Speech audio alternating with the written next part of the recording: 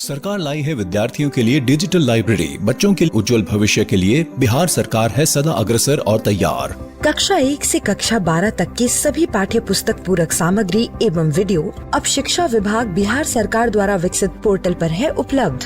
अध्ययन सामग्री देखने के लिए BEPCLOTS.bihar.gov.in पर विजिट करें अथवा एंड्रॉइड मोबाइल पर गूगल प्ले स्टोर से E-LOTS ऐप डाउनलोड करें। शिक्षकों, अभिभावकों एवं बच्चों से अनुरोध है कि इस लाइब्रेरी का अधिक से अधिक लाभ उठाएं और अपनी पढ़ाई जारी रखें।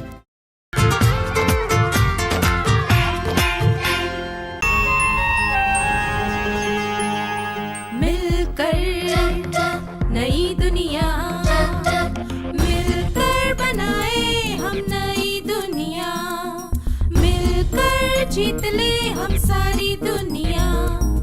बीच हमें आज बोने दो, रोज उसे थोड़ा बढ़ने दो, छू लेंगे आकाश हम, मन के विचार हकीकत बने, सिद्धि फल से आनंद देंगे, कोशिश कर बढ़े, सोच बुलंद करे।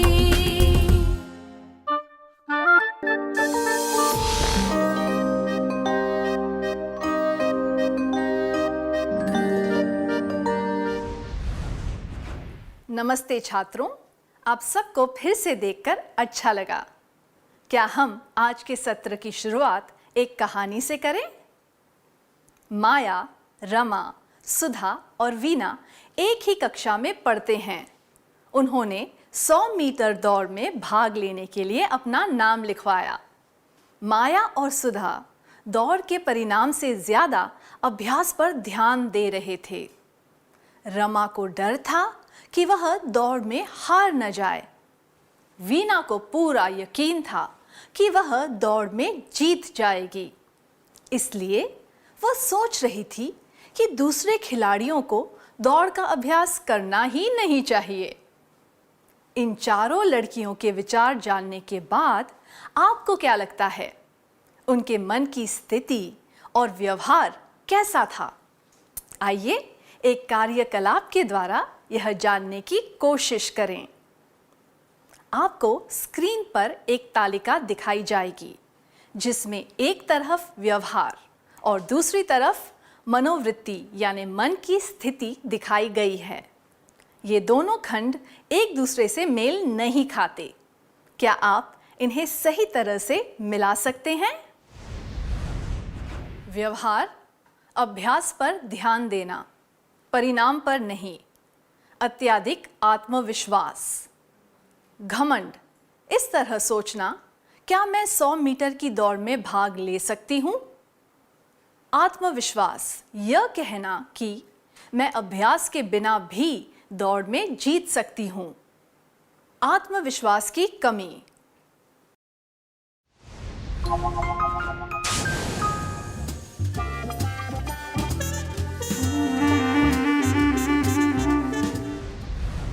माया और सुधा के व्यवहार में यह आत्मविश्वास नजर आता है कि वे 100 मीटर की दौड़ में भाग ले पाएंगे।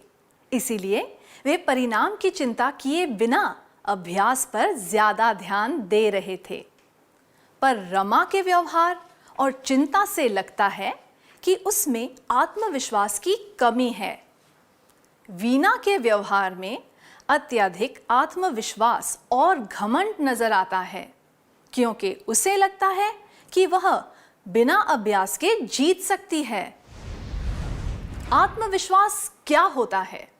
आत्मविश्वास एक भावना और धारणा होती है कि हम अपने कौशल और गुणों के आधार पर कुछ भी हासिल कर सकते हैं।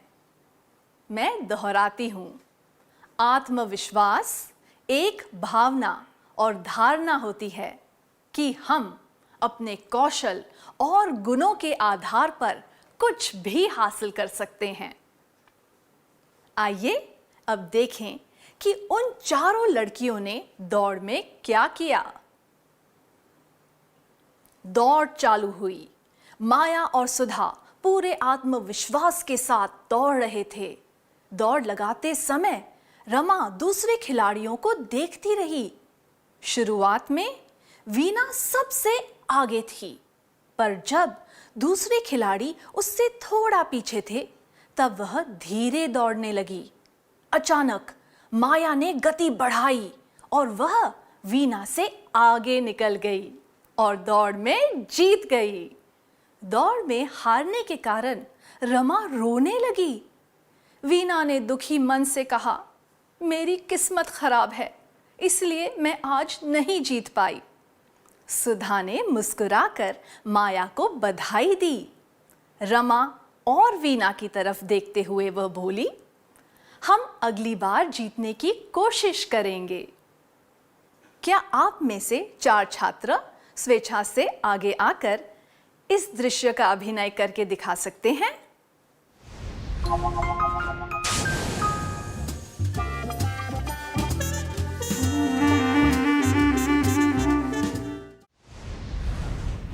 धन्यवाद, आपने बहुत बढ़िया किया। सुधा दौड़ में नहीं जीती थी, पर उसका आत्मविश्वास कम नहीं हुआ, इसलिए उसने हार को स्वीकार करते हुए माया को बधाई दी। आत्मविश्वासी लोग जीत और हार को समान रूप में स्वीकार करते हैं। जिन लोगों में जरूरत से ज्यादा या कम आत्मविश्वास हो, जैसे कि रमा और वीणा, वे जल्दी हार मान लेते हैं। संक्षिप्त में कहें तो हार और जीत के आधार पर आत्मविश्वास को नहीं मापा जा सकता। आत्मविश्वास को केवल खुद के मनोबल के आधार पर ही मापा जा सकता है। मैं फिर से दोहराती हूँ, हार और जीत के आधार पर आत्मविश्वास को नहीं मापा जा सकता। आत्मविश्वास को केवल खुद के मनोबल के आधार पर मापा जा सकता है। हमने सीखा कि आत्मविश्वास क्या होता है। आइए यह जानें कि हमें आत्मविश्वास की जरूरत क्यों होती है। कृपया खड़े हो जाइए।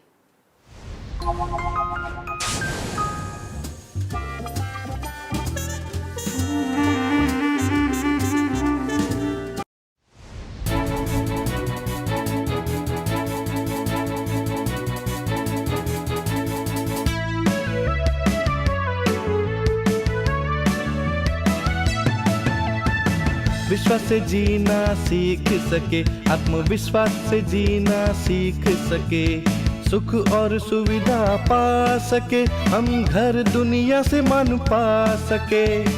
विश्वास से जीना सीख सके, आत्मविश्वास से जीना सीख सके, विश्वास से जीना सीख सके, आत्मविश्वास से जीना सीख सके, सुख और सुविधा पा सके, हम घर दुनिया से मान पा सके। विश्वास से जीना सीख सके, आत्मविश्वास से जीना सीख सके, स्वप्न को ध्येय में बदल सके, ध्येय पे श्रम से पहुंच सके, श्रम से सफलता पा सके, सफलता से जीवन संवार सके। स्वप्न को ध्येय में बदल सके, ध्येय पे श्रम से पहुंच सके, श्रम से सफलता पा सके, सफलता से जीवन संवार सके। विश्वास से जीना सीख सके, आत्मविश्वास से जीना सीख सके, सुख और सुविधा पा सके, हम घर दुनिया से मान पा सके। विश्वास से जीना सीख सके, आत्मविश्वास से जीना सीख सके, विचार और कार्य व्यक्त कर सके, खुद की भूल कबूल कर सके, निश्चय से सब कार्य कर सके, कुशलता को उन्नत कर सके। विचार और कार्य व्यक्त कर सके, खुद की भूल कबूल कर सके, निश्चय से सब कार्य कर सके, कुशलता को उन्नत कर सके। विश्वास से जीना सीख सके, आत्मविश्वास से जीना सीख सके, सुख और सुविधा पा सके, हम घर दुनिया से मान पा सके।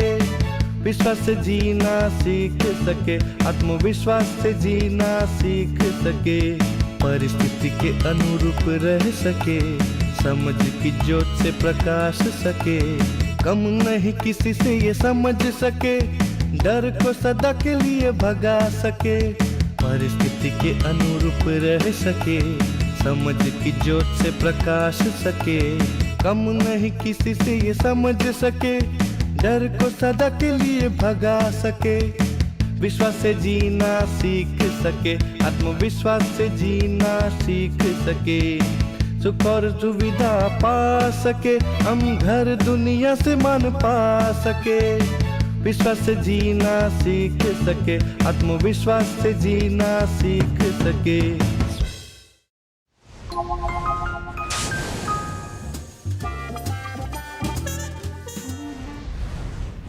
धन्यवाद, बहुत अच्छी तरह गाया सबने। क्या आपको गीत पसंद आया? क्या हम समझने की कोशिश करें कि इस गीत में क्या कहा गया है? आइए हम फिर से माया, रमा, सुधा और वीना की बात करते हैं। दौड़ के बाद स्कूल की प्रधानाचार्या ने सबको अपने कक्ष में मिलने के लिए बुलाया। किसी को पता नहीं था कि उन्हें क्यों बुलाया गया था। अगर आप उनकी जगह पर होते तो आप क्या करते?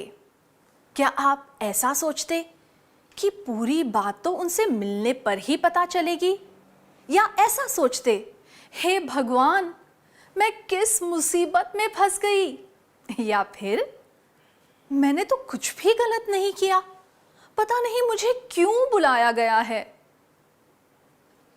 अगर आपको यकीन है कि आपने कोई गलत काम नहीं किया तो आप किसी प्रकार की चिंता किए बिना प्रधानाचार्य से मिलने जाएंगे, है ना? इस तरह की सोच में आत्मविश्वास झलकता है। अब इस पर ध्यान दीजिए।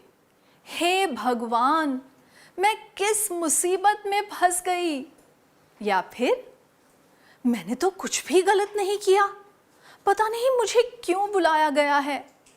यह दर्शाता है कि आत्मविश्वास की कमी के कारण आप बेकार में डर रहे या चिंता कर रहे हैं। इस तरह के डर को केवल आत्मविश्वास द्वारा मिटाया जा सकता है। आत्मविश्वास होने से बेकार के डर दूर हो जाते हैं। अब एक परिस्थिति पर ध्यान देते हैं। अजहर खाना बनाना सीखना चाहता था। उसके भाई ने उसे चिढ़ाते हुए कहा, तुम यह कभी नहीं सीख सकते, इसलिए कोशिश भी मत करना। पर अजहर ने पक्का इरादा कर लिया था, इसलिए उसने सीखना शुरू कर दिया। पहली बार खाना बनाने पर चावल ज्यादा पक गए और सब्जियां कच्ची रह गई। तब उसकी बहन ने कहा, जरा हमारे बारे में भी तो सोचो, हम अच्छा खाना खाना चाहते हैं। पर अजहर इस बात से परेशान नहीं हुआ। उसने यह समझना चाहा कि हर बार उससे क्या गलती हो जाती थी। फिर उसने अपनी गलतियों को सुधारा। धीरे धीरे उसे बातें समझ आने लगी और उसका खाना स्वादिष्ट बनने लगा। कुछ ही महीनों में वह नए पकवान बनाना भी सीख गया। लोग उसके हाथ का बना खाना खाने के लिए उत्सुक रहते थे।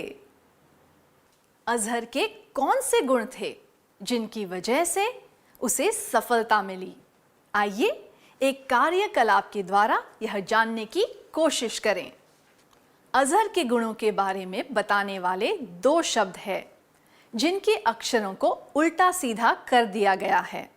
आपको उनके अक्षरों को सही क्रम में लगाना है। क्या आप उन 2 शब्द को पहचान सकते हैं?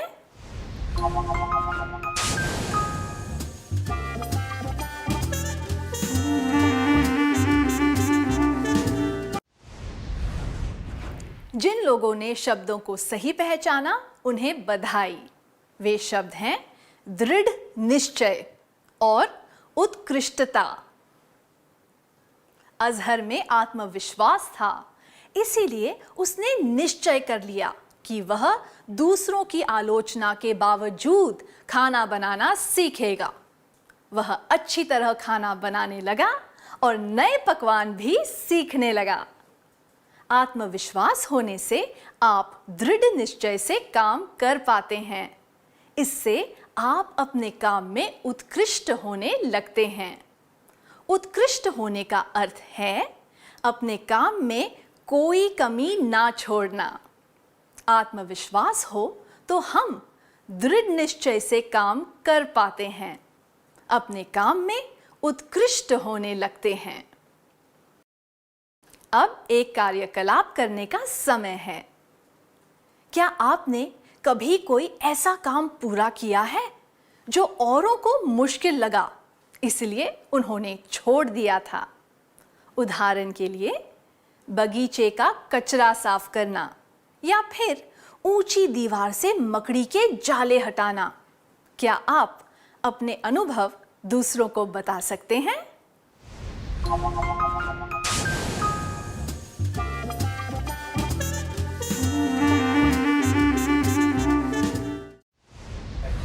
अपने अनुभव बताने के लिए धन्यवाद। अब एक और परिस्थिति देखते हैं। मीना की मां का तबादला दूसरे शहर में हो गया, इसलिए उनके परिवार को वहां जाना पड़ा। उसने नई स्कूल में जाना शुरू किया। स्कूल में सारे छात्र उसे घूर घूर कर देखते रहते थे, पर उससे बात करने की कोशिश नहीं कर रहे थे। अगर आप मीना की जगह होते तो आप क्या करते? क्या कोई भी 3 छात्र इसका अभिनय करना चाहेंगे? एक छात्र मीना बनेगी और बाकी 2 छात्र उसके सहपाठी बनेंगे।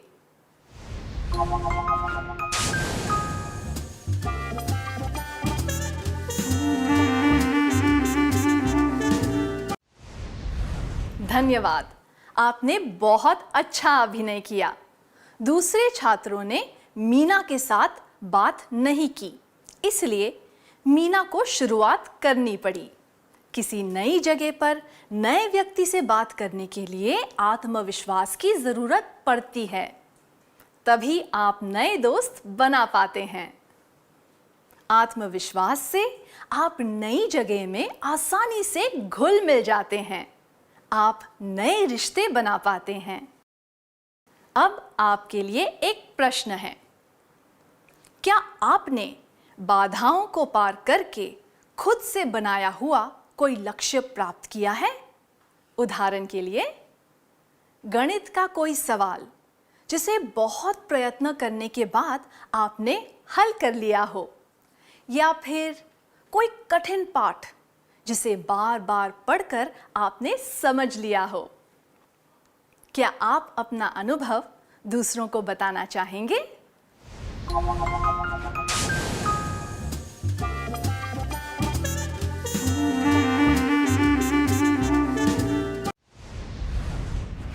अपने अनुभव बताने के लिए धन्यवाद। आप अपने आत्मविश्वास के कारण सारी बाधाओं को पार करके लक्ष्य प्राप्त कर पाए। तो हम कह सकते हैं कि लक्ष्य की तरफ बढ़ने के लिए और उसे प्राप्त करने के लिए आत्मविश्वास की जरूरत होती है। आत्मविश्वास से आप लक्ष्य प्राप्त करने के लिए आगे बढ़ पाते हैं, अपना लक्ष्य प्राप्त कर पाते हैं। हमने आज के सत्र में जो भी सीखा, क्या उसका सार संक्षेप कर लें?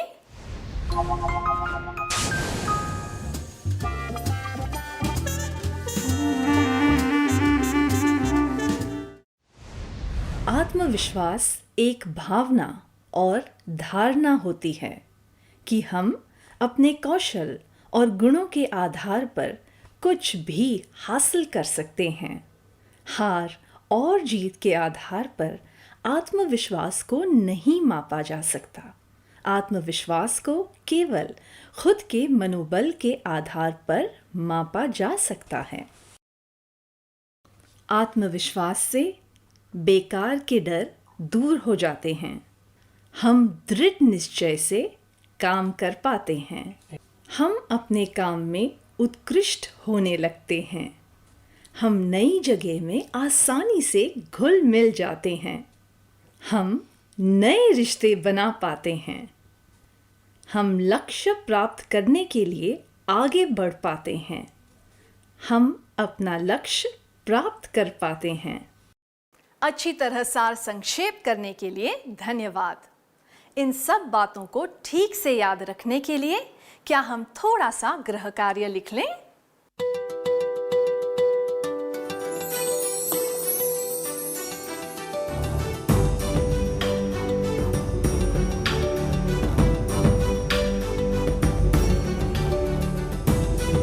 प्रश्न 1। स्कूल के वार्षिक महोत्सव में नृत्य का कार्यक्रम होने वाला था। उसमें भाग लेने के लिए इच्छुक छात्रों को अपने नाम लिखवाने को कहा गया। आप भी अपना नाम लिखवाना चाहते हैं, पर आपके कुछ दोस्तों ने आपसे कहा, तुम नृत्य करोगे, अपना नाम लिखाने की कोशिश भी मत करना। आप क्या करेंगे? जवाब: 1. उनकी बात सुनने के बाद मैं अपना नाम नहीं लिखवाऊंगा या लिखवाऊंगी। 2. मैं अच्छी तरह अभ्यास करके नृत्य कर सकती हूँ या सकता हूँ, इसलिए मैं अपना नाम लिखवाऊंगा या लिखवाऊंगी। 3. मुझे इस बात का दुख होगा कि मैंने पहले कभी नृत्य नहीं किया, इसलिए उन दोस्तों ने मेरी आलोचना की। प्रश्न 2। आप और आपके भाई ने 3 महीने के लिए सिलाई सीखना शुरू किया। 1 महीने बाद भी आपको कुछ चीज़ें करने में दिक्कत आ रही थी, इसलिए आपके भाई ने यह तय किया कि अब वह आगे नहीं सीखेगा। आप क्या करेंगे? जवाब: 1. मैं सिलाई सीखना चालू रखूंगा या चालू रखूंगी और उसकी बारीकियों को समझने की कोशिश करूंगा या करूंगी। 2. मैं भी सिलाई क्लास में जाना बंद कर दूंगा या कर दूंगी। 3. मैं सोचूंगा या मैं सोचूंगी, 1 और सप्ताह तक सीख कर देखता हूँ या देखती हूँ। अगर फिर भी सीखने में परेशानी हुई तो मैं भी जाना छोड़ दूंगा या छोड़ दूंगी।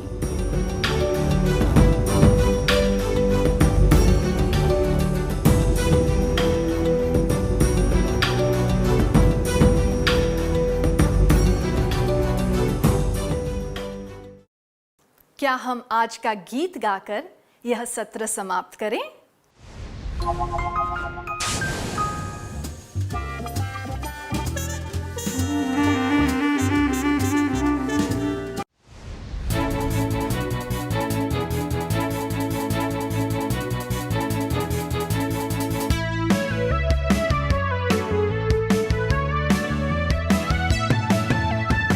विश्वास से जीना सीख सके, आत्मविश्वास से जीना सीख सके, सुख और सुविधा पा सके, हम घर दुनिया से मान पा सके। विश्वास से जीना सीख सके, आत्मविश्वास से जीना सीख सके, विश्वास से जीना सीख सके, आत्मविश्वास से जीना सीख सके, सुख और सुविधा पा सके, हम घर दुनिया से मान पा सके। विश्वास से जीना सीख सके, आत्मविश्वास से जीना सीख सके, स्वप्न को ध्येय में बदल सके, ध्येय पे श्रम से पहुंच सके, श्रम से सफलता पा सके, सफलता से जीवन संवार सके। स्वप्न को ध्येय में बदल सके, ध्येय पे श्रम से पहुंच सके, श्रम से सफलता पा सके, सफलता से जीवन संवार सके।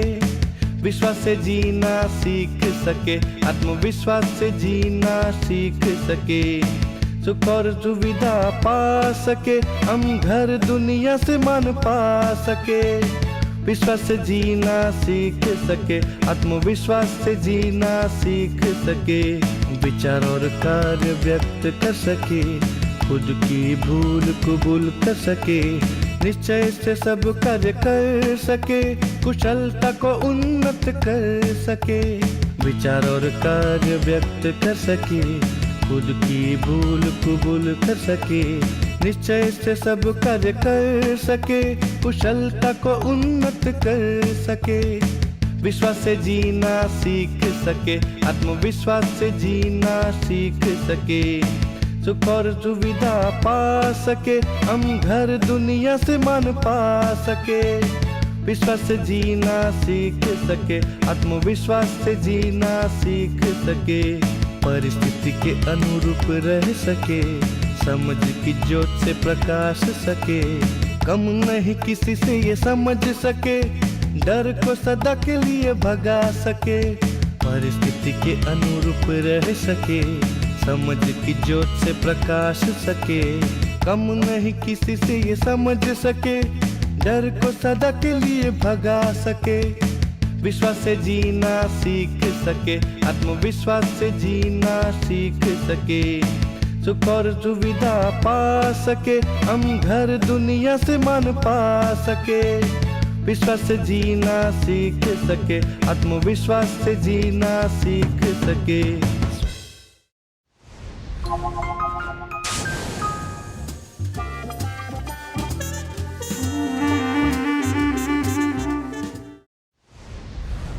धन्यवाद। कृपया अगली क्लास में आने से पहले यह काम पूरा करके लाना। तब तक के लिए नमस्ते।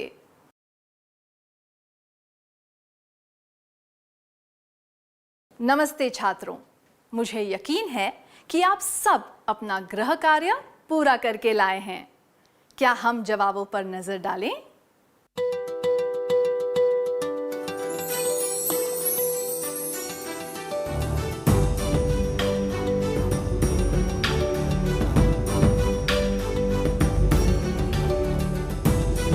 पहले प्रश्न के लिए, स्कूल के वार्षिक महोत्सव में नृत्य का कार्यक्रम होने वाला था। उसमें भाग लेने के लिए इच्छुक छात्रों को अपने नाम लिखवाने को कहा गया।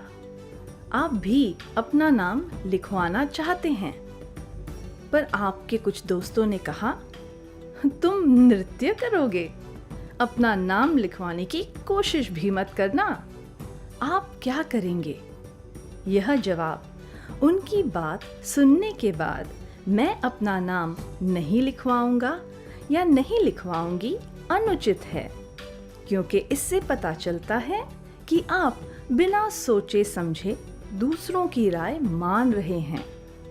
यह जवाब मुझे इस बात का दुख होगा कि मैंने पहले कभी नृत्य नहीं किया, इसलिए उन दोस्तों ने मेरी आलोचना की भी अनुचित है, क्योंकि इससे पता चलता है कि आप में आत्मविश्वास की कमी है और आप बेकार में ही पिछली बातों के बारे में सोचकर दुखी हो रहे हैं।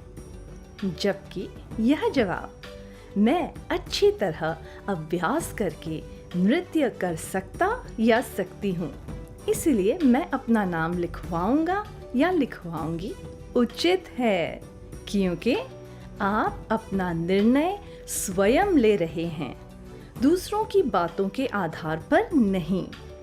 आप दृढ़ निश्चय से अपना लक्ष्य प्राप्त करना चाहते हैं। इससे पता चलता है कि आप में आत्मविश्वास है। तो आपका जवाब क्या है?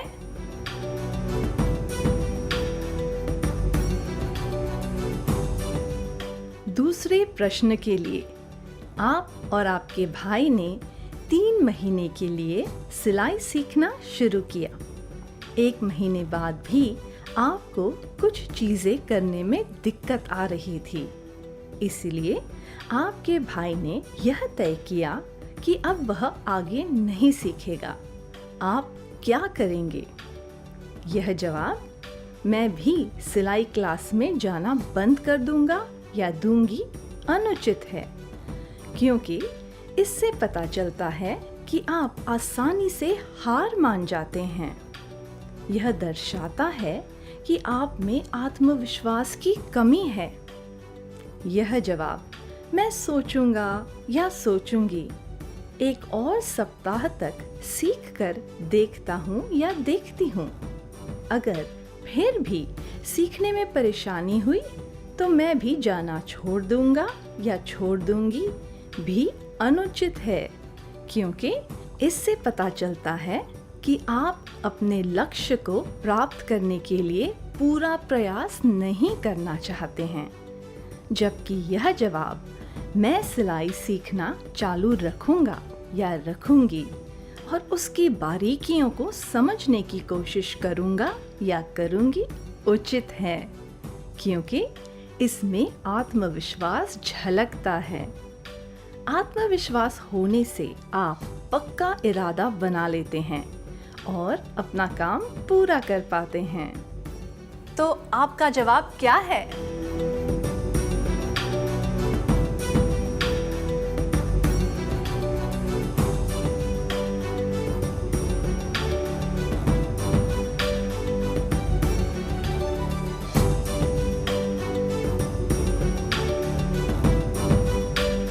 अगर आपके सारे जवाब सही थे तो यह बहुत अच्छी बात है।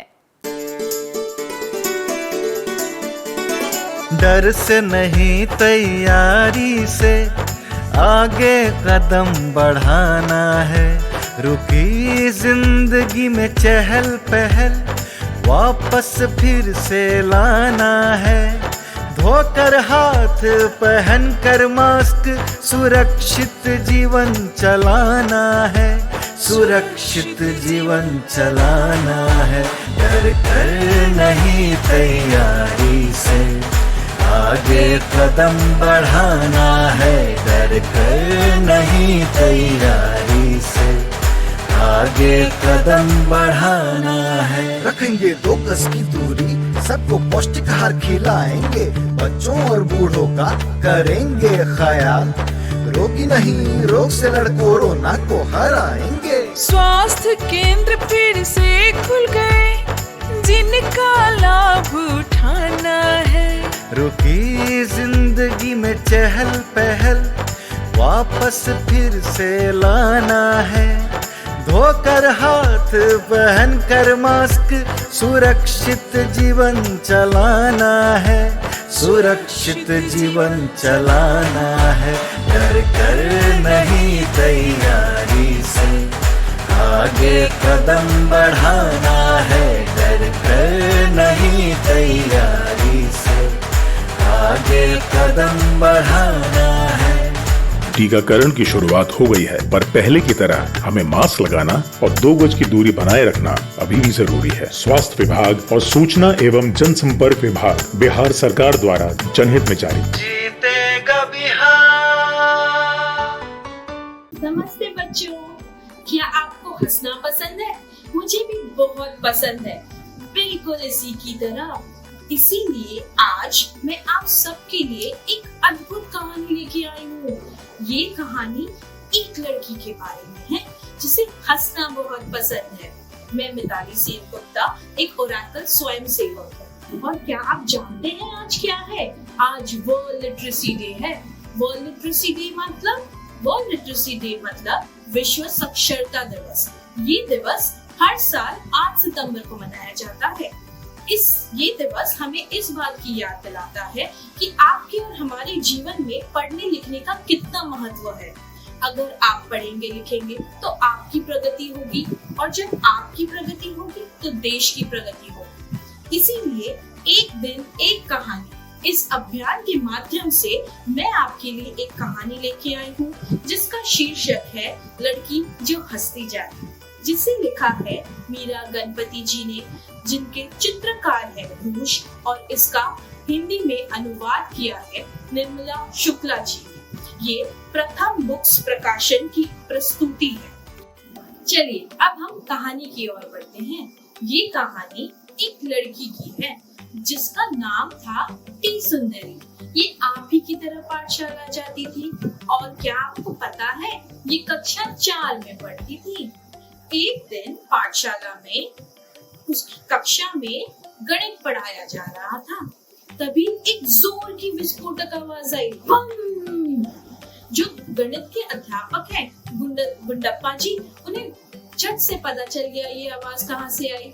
उन्होंने तुरंत ही टी सुंदरी की तरफ देख के बोला, सुंदरी जी, आप कक्षा के बाहर चले जाइए।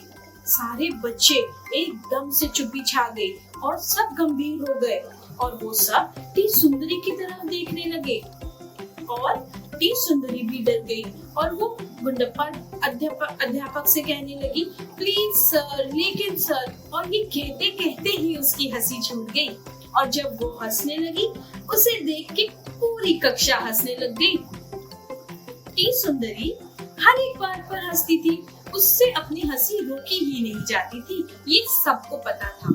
और क्या आप जानते हैं कि गुंडप्पा अध्यापक को देखकर टी सुंदरी क्यों हंस रही थी? क्योंकि पिछले हफ्ते जब टी सुंदरी अपने मित्र के साथ उद्यान में खेल रही थी, तब उसके मित्र ने टी सुंदरी से पूछा, सुंदरी, क्या तुम चुटकुला सुनोगी? सुंदरी ने कहा, हाँ, क्यों नहीं, सुनाओ। तो उसके दोस्त ने कहा, अच्छा सुंदरी, क्या तुम जानती हो कि गणित के अध्यापक हमेशा इतने गंभीर क्यों रहते हैं? सुंदरी ने बहुत सोचा पर उसे कुछ समझ न आया, तो उसने अपने मित्र को कहा, मुझे तो नहीं पता, अब तुम ही बता दो। तो उसके मित्र ने कहा, वो हमेशा इसीलिए गंभीर रहते हैं क्योंकि उनको इतने सवालों का हल ढूंढना पड़ता है। ये सुनकर सुंदरी ठहाके लगाकर हंसने लगी और उसने अपनी आंखें मीच ली और खिलखिला उठी। हर एक चुटकुले का कुछ अलग ही असर होता था सुंदरी पे। कभी तो वो चुटकुलों पे ठहाके लगाकर हंसती थी, हा हा हा हा हा हा हा, इस तरह, और कभी वो खिलखिला के हंसती थी, इस तरह, और कभी तो वो एकदम छोटी सी हंसी हंसती थी, इस तरह। और क्या तुम जानते हो, कभी कभी तो वो घटोत्कच की तरह राक्षसी हंसी हंसती थी, हा हा हा हा हा हा, इस तरह। पर एक दिन वो सोचने लगी कि क्या मुझे क्यों इतनी हंसी आती है और किसी बच्चों को इतनी हंसी नहीं आती? क्या ये कोई चिंता का विषय है? अब उसने सोचा कि मुझे कुछ तो करना पड़ेगा इस बारे में। तो उसने बहुत सोचा और उसे एक तरकीब सूझी। उसने सोचा, मैं उन सब चीजों की सूची बनाती हूँ जिसे सुनकर या देखकर मुझे हंसी आती है। और फिर वो सोच सोचकर सूची बनाने लगी। जिस तरह आप चित्र में देख रहे हैं, ये उसकी सूची है। इसे देखकर उसे बड़ी हंसी आती है। जिस तरह मोटा शब्द सुन के उसे बहुत हंसी आती है। अगर कोई केले के छिलके पे फिसल जाए तब भी उसे बहुत हंसी आती है। अब उसने तो ये सूची बना ली और उसने मन में निश्चय कर लिया, अब जब भी मैं ये सुनूंगी मैं कभी नहीं हंसूंगी। अगले दिन वो पाठशाला गई। वो पुस्तकालय में बैठकर एक पुस्तक पढ़ रही थी। अलमारी के पीछे, अलमारी के दूसरे तरफ एक दूसरा बच्चा बैठा था, वो भी पुस्तक पढ़ रहा था। एक अचानक से आवाज आई, इस तरह, और टी सुंदरी ये आवाज को पहचानती थी। ये आवाज उसकी सूची से ही थी ना। और ये सुनकर वो ठहाके लगा के हंसने लगी। जब उसका हंसना हो गया, उसने अपने मन ही मन में सोचा, सूची बनाने का तो कोई लाभ नहीं हुआ क्योंकि फिर भी मेरी हंसी सूची छूट रही है। अब मैं क्या करूं? तब उसने फिर से बहुत सोचा और उसे एक और तरकीब सूझी। उसने सोचा, मैं अपने बड़े भाई अन्ना के पास जाती हूँ जो कि एक वैज्ञानिक भी है। वो कोई ना कोई मशीन तो बना ही लेंगे जिससे मेरी हंसी रुक जाए। तो वो अपने भाई के पास गई और अन्ना को उसने अपनी पूरी व्यथा अच्छे से सुनाई। अन्ना, जो अधिकतर हमेशा गंभीर ही रहते हैं, उन्होंने उसकी व्यथा सुनी और उसके बाद वो भी हंसने लगे, जिसे देखकर सुंदरी ने सोचा कि ओ, क्या ये हमारे खानदानी समस्या है कि हम सबको इतनी हंसी आती है और किसी और को नहीं आती? हाँ, ये जरूर हमारी खानदानी समस्या होगी। तो उस पर अन्ना जी बोले, अरे सुंदरी, ऐसी कोई बात नहीं है। अगर कोई चीज हमें मजाकिया लगे, उस पर हंसना तो बड़ा ही स्वाभाविक है। हर कोई हंसता है, कोई ज्यादा हंसता है, कोई कम हंसता है, इसमें कुछ भी गलत बात नहीं है। सच्ची? ऐसे कहा टी सुंदरी ने, क्योंकि आज तक तो सब उसे यही कहते थे, ओहो ओहो सुंदरी, तुम तो कितना हंसती हो। इस पर अन्ना जी बोले, हाँ बिल्कुल, इसमें कोई गलत बात नहीं है, बल्कि सुंदरी तुम जब हंसती हो तुम्हारी सेहत बनती है, क्योंकि हंसने से कोई रसायन होता है जो हमारे खून में जाकर जुड़ जाता है और उससे हमें खुशी का एहसास होता है। ये सोचकर सुंदरी सोच में पड़ गई। तभी उन्होंने अन्ना जी ने उसे ये भी बताया, अरे सुंदरी, क्या तुम जानती हो जो हमारे पूर्वज थे यानी आदि मानव, जब उनके पास कोई भाषा भी नहीं थी एक दूसरे से बात करने के लिए, तब भी वो लोग हंसते थे और हंस के एक दूसरे को बताते थे, यहाँ तो सब कुशल मंगल है, आप भी ठीक ही होंगे। ये सुनकर भी सुंदरी अपनी कल्पनाओं में चली गई। वो सोचने लगी, लंबी दाढ़ी और गदा लिए हुए आदि मानव हंसते हुए कैसे लगेंगे, और फिर से उसकी हंसी छूट गई। और उसके बाद अन्ना जी ने उसे कहा, आदि मानव ही क्यों, आज के जमाने में भी जब हम किसी को पसंद करते हैं या हमें उन्हें कहना होता है कि यहाँ तो सब ठीक है, मैं अच्छा हूँ, तो ये सब तो हम हंस के ही कहते हैं ना। और सिर्फ इंसान ही नहीं, दूसरी प्रजातियों के जीव भी हंसते हैं, जैसे मछलियाँ, डॉल्फिन्स, बंदर, कुत्ता भी हंसता है सुंदरी। ये सुनकर सुंदरी फिर से हंसने लगी। वो अपने पालतू कुत्ते को हंसता हुआ देखकर एक सोच में चली गई और ठहाके लगाकर हंसने लगी। आखिरकार जब उसका हंसना खत्म हुआ, तब अन्ना जी ने सुंदरी को बोला, अरे सुंदरी, क्या तुम जानती हो तुमने अभी अभी कसरत की है। सुंदरी ने कहा, कसरत कैसे, मैं तो हंस रही थी ना। तो अन्ना जी ने कहा, हाँ सुंदरी, जब तुम हंसती हो तो तुम्हारे गालों की कसरत होती है, उनके हड्डियों पे जो मांसपेशियां होती हैं उनकी कसरत होती है। तब सुंदरी बोली, अरे वाह, तो मेरे गालों पर डोले बन जाएंगे। उस पर अन्ना जी ने कहा, नहीं नहीं सुंदरी, डोले तो सिर्फ बाहों में ही बनते हैं, लेकिन जब तुम हंसती हो तो तुम्हारे बड़े छोटे जो हड्डियां हैं गालों पर, उसके ऊपर जो मांसपेशियां होती है वो ऊपर और नीचे होती हैं, इसी से हंसने का भाव बनता है। तब भी सुंदरी ने सोचा, अच्छा तो भैया आवाज कहाँ से आती है। उस पर अन्ना जी बोले, जब तुम सांस लेते हो तो हवा तुम्हारे आवाज की नली के द्वारा तुम्हारे फेफड़ों में जाता है, लेकिन जब तुम हंसती हो तो ये हवा रुक जाती है, तभी हा हा हा ऐसी आवाज आती है। इसे सुनकर सुंदरी बहुत ही खुश हो गई। उस पर अन्ना जी ने अब सुंदरी को कहा, अच्छा समझी सुंदरी, हंसना बहुत ही सहज है, और अगर तुम किसी को ठेस पहुंचाए बिना हंस रही हो तब तो तुम्हारी सेहत के लिए भी अच्छी बात है। और उस पर अन्ना जी ने कहा, अरे छोड़ो सुंदरी, अब चलो चाय पीते हैं, चाय का समय हो रहा है। तब सुंदरी ने कहा, अच्छा ठीक है। तब भैया ने उसे कहा, और चाय के साथ हम एक एक आलू बोंडा भी खाएंगे। अब अन्ना जी को पता था क्या होने वाला है, बिल्कुल सही, स्त्री सुंदरी ठहाके लगा के हंसने लगी, क्योंकि उसे तो बोंडा शब्द पे बहुत हंसी आती है। तो बच्चों, आप मुझे ये बताइए, क्या आप भी टी सुंदरी की तरह हंसते हैं, कि थोड़ा कम हंसते हैं, कि टी सुंदरी से भी ज्यादा हंसते हैं? अच्छा, मैं आपको एक कार्य कहती हूँ, आप एक काम करिएगा, आज अगर आपके घर पर कोई आईना हो, उसके सामने जाके खड़े हो जाइए और अलग अलग तरीके से हंस के देखिए। छोटी सी हंसी, बड़ी सी हंसी, राक्षस जैसी हंसी, ठहाके लगा के हंसी। देखिए, आपको बहुत मजा आएगा और आपको खुशी भी होगी। और जिस तरीके से हमने इस कहानी के द्वारा समझ में आया है कि हंसने से तो हमारी कसरत भी होती है, तो आपकी भी कसरत हो जाएगी और आपकी सेहत भी बच जाएगी। और अगर आपको किसी दिन हंसने का मन नहीं हुआ तो मेरे पास एक तरकीब है, मैं आपको कुछ इस तरीके से एक स्माइली मास्क बनाना सिखाऊंगी, जो आप अपने चेहरे पे लगाएंगे तो लोगों को देख के लगेगा कि आप तो हंस ही रहे हैं। इस तरह ये स्माइली मास्क बनाने के लिए हमें एक कागज का टुकड़ा चाहिए। ये कोई भी कागज हो सकता है, आप अपने पसंद के भी ले सकते हैं, कोई भी रंग के। एक कागज का टुकड़ा, कैंची, पेंसिल, एक लकड़ी का टुकड़ा, ये झाड़ू के पीछे जो लकड़ी होती है वो भी हो सकता है, कुछ सेलो टेप और कुछ कलर्स आपके पसंद के। अब आप क्या करिए, इस कागज पे कोई भी गोल आकार की चीज रखिए और इस पर इस तरीके से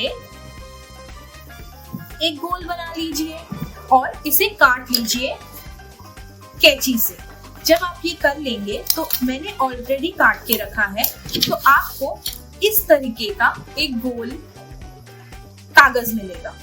इस कागज पर आपको जो भी पसंद है उस तरीके का स्माइली बना लीजिए पेंसिल से।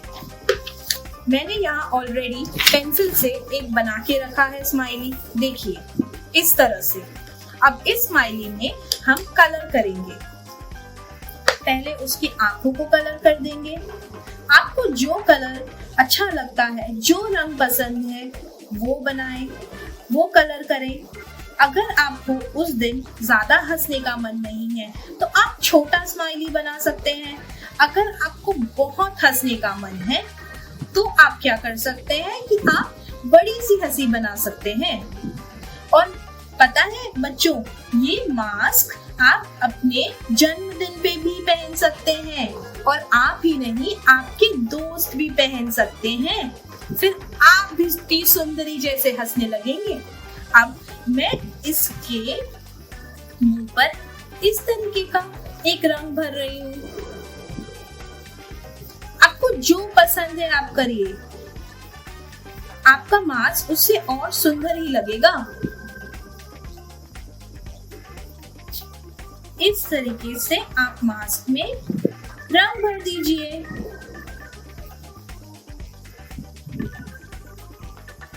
देखिए ये स्माइली किस तरीके से आपको देखकर मुस्कुरा रहा है।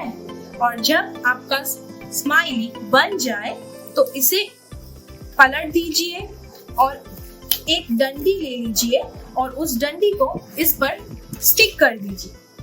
मेरे पास एक डंडी है, इसे मैं इस तरीके से सेलो टेप से यहाँ पे चिपका रही हूँ।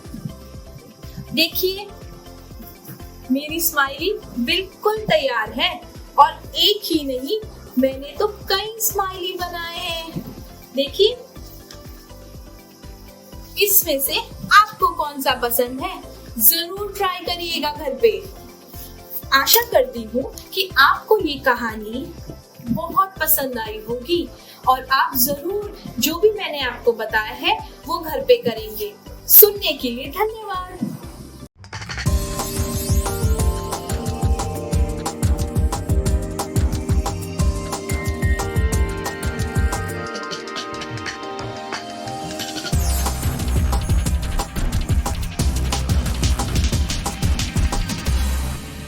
संजय गांधी जैविक उद्यान के जू आउटरीच प्रोग्राम के तहत आज चिंपैंजी एनक्लोजर के बारे में जानेंगे।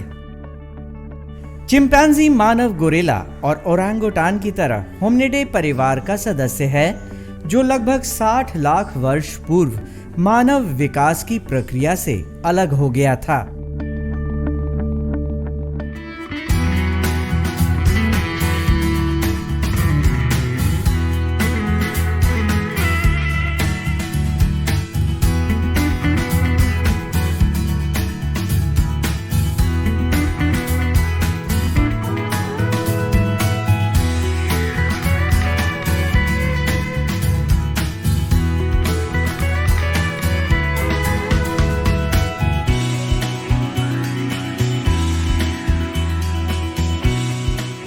वर्तमान में चिंपैंजी की 2 प्रजातियां हैं। एक प्रजाति का नाम है पैन पैनिस्कस जो एक आम चिंपैंजी है और दूसरी प्रजाति का नाम है बोनोबो जो कॉन्गो के जंगल में रहता है।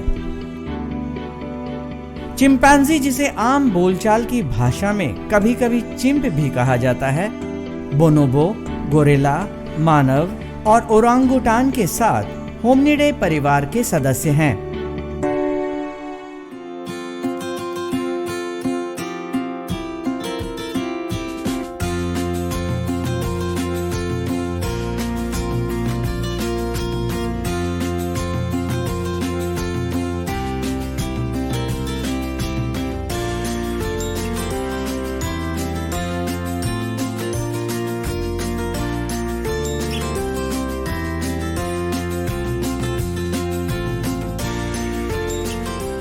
आम नर चिंपैंजी की ऊंचाई खड़े होने पर 5.6 फीट तक होती है और इसका वजन अधिक से अधिक 70 किलोग्राम होता है। मादा चिंपैंजी नर चिंपैंजी से कुछ छोटी होती है।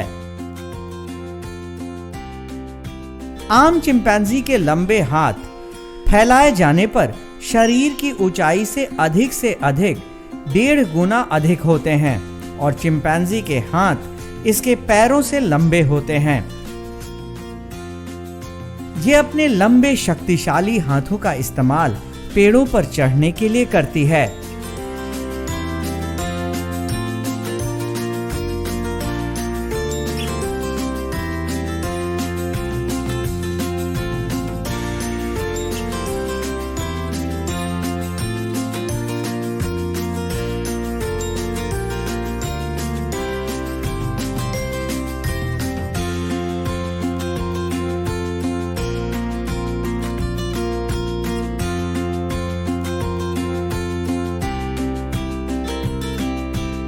जमीन पर चिंपैंजी आम तौर पर अपने सभी चारों हाथ पैरों पर अपनी उंगलियों की गांठों का इस्तेमाल करते हुए चलते हैं और सहारे के लिए हाथों को भींच कर रखते हैं।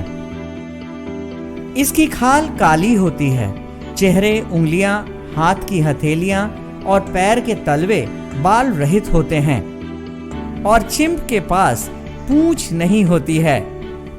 जैसा कि हम जानते हैं कि चिंपांजी नेचुरली इंडिया में नहीं पाए जाते हैं। ये मूलतः अफ्रीका में ही पाए जाते हैं, कुछ अफ्रीकन में, और ये भी क्रिटिकली एंडेंजर्ड हैं। पटना चिड़ियाघर में काफ़ी आकर्षण का केंद्र है और ये 2013 में ये एक नर और एक मादा चिंपांजी को नंदनकानन जू से लाया गया था और ये अभी लगभग 10 साल के 8 से 10 साल इनकी उम्र हो गई है और इनका नाम जो मेल है उसका नाम कार्तिक है और फीमेल का नाम सुभद्रा है। कम जू में ही इंडिया में चिंपांजी हैं और इसके लिए हमें बहुत सारी तैयारी करनी पड़ती है। इनके खाने का, इनका डाइट का, सब कुछ का विशेष ख्याल रखा जाता है। सर्दी तथा गर्मी में इनका डाइट विशेषकर चेंज होता जाता है उसी के हिसाब से। और जो मैच्योरिटी है इनमें 8 से 10 साल में ये मैच्योर हो जाते हैं और इनका एवरेज जो लाइफ स्पैन है वो 40 साल तक होता है। चिंपैंजी अनेक नर और मादा वाले सामाजिक समूहों में रहते हैं जिन्हें समुदाय कहा जाता है। समुदाय के भीतर एक निश्चित सामाजिक पदानुक्रम होते हैं जो एक सदस्य की सामाजिक स्थिति और दूसरों पर उसके प्रभाव से निर्धारित होता है। चिंपैंजी मनुष्य के गैर शाब्दिक संवाद की तरह स्वरों के उच्चारण, हाथ के इशारों और चेहरे के हाव भाव के प्रयोग से आपस में संवाद करते हैं।